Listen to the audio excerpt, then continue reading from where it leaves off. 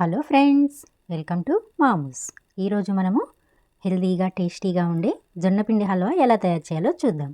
దీనికోసం ముందుగా స్టవ్ వెలిగించి ప్యాన్ పెట్టి ప్యాన్ బాగా వేడి చేసుకోండి. వేడి చేసిన తర్వాత 1 కప్పు నెయ్యి వేసుకొని బాగా వేడి చేసుకోవాలి. ఇందులోకి 1 కప్పు జొన్నపిండి తీసుకొని బాగా వేయించుకోవాలి. ఇది ఉండలు లేకుండా ఇట్లాగా కలుపుకోవాలి.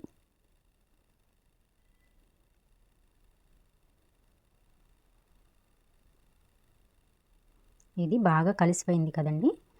దీనిని మనం నెయ్యిలో ఎంత బాగా ఫ్రై చేసుకుంటే హల్వా అంత రుచిగా వస్తుందన్నమాట.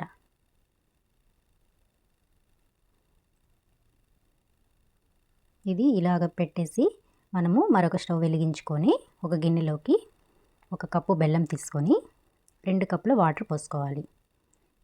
ఇది వేడి మీద ఇట్లాగా కరిగించుకోవాలి. బెల్లం కరిగితే సరిపోతుందండి. పాకం కానీ అట్లా ఏమీ రావాల్సిన అవసరం లేదు. ఇట్లా కరగగానే స్టవ్ ఆఫ్ చేసేసేయండి. ఈ బెల్లం కరుగుతున్నంతసేపు ఈ జొన్న పిండిని ఇట్లాగా ఫ్రై చేసుకుంటూనే ఉండాలి. ఇప్పుడు ఇందులోకి కరిగించి పెట్టుకున్న బెల్లాన్ని ఇట్లా వడపోసుకోండి. ఏమైనా డస్ట్ అట్లా ఉండిద్దేమో అని ఇట్లా వడపోస్తున్నానండి. ఇలాగా వడపోసుకొని గరిటెతో గబగబా కలుపుకోండి.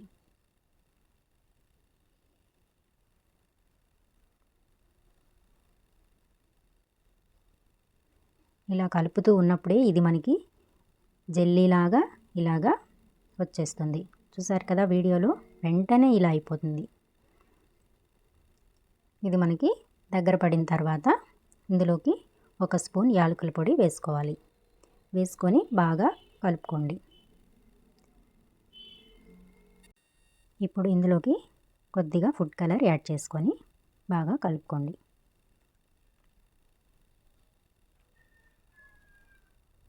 ఈ మిశ్రమం గిన్నె నుంచి వేరైపోతున్నప్పుడు ఇట్లాగా నెయ్యి బయటకు వచ్చేస్తుందంటే హల్వా మనకి రెడీ అయిపోయినట్టే. స్టవ్ ఆఫ్ చేసేసి ఈ మిశ్రమాన్ని ఇట్లాగే డ్రై ఫ్రూట్స్తో సర్వ్ చేసుకోవచ్చు.